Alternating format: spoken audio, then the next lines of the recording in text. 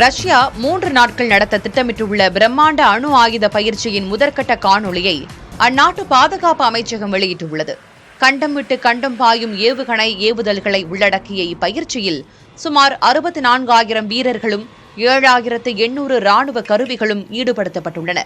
மேலும் 200 ஏவுகணைகள், 140 விமானங்கள் மற்றும் 8 அணுசக்தி நீர்மூழ்கி கப்பல்கள் இதில் பங்கேற்கின்றன.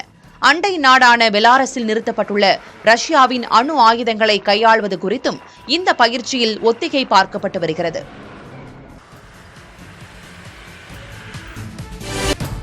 ஈரான் அணு ஆயுதம் தயாரித்தால் உலகளவில் அணு ஆயுத போட்டி ஏற்படும் என்று அமெரிக்க துணை அதிபர் JD வான்ஸ் எச்சரித்துள்ளார். அமைதி பேச்சுவார்த்தையில் ஈரான் உடன்பட தவறினால் அந்நாட்டின் மீதான ராணுவ நடவடிக்கைகளை தொடர அமெரிக்கா தயாராக உள்ளதாகவும் அவர் கூறினார். ஈரானுக்கு அணு ஆயுதம் கிடைக்கக்கூடாது என்பதில் அதிபர் டிரம்ப் உறுதியாக உள்ளதாகவும் இப்பிரச்சினையில் ராணுவ நடவடிக்கை என்பது தங்களின் அடுத்த கட்ட தேர்வாக இருக்கும் என்றும் வான்ஸ் எச்சரித்துள்ளார்.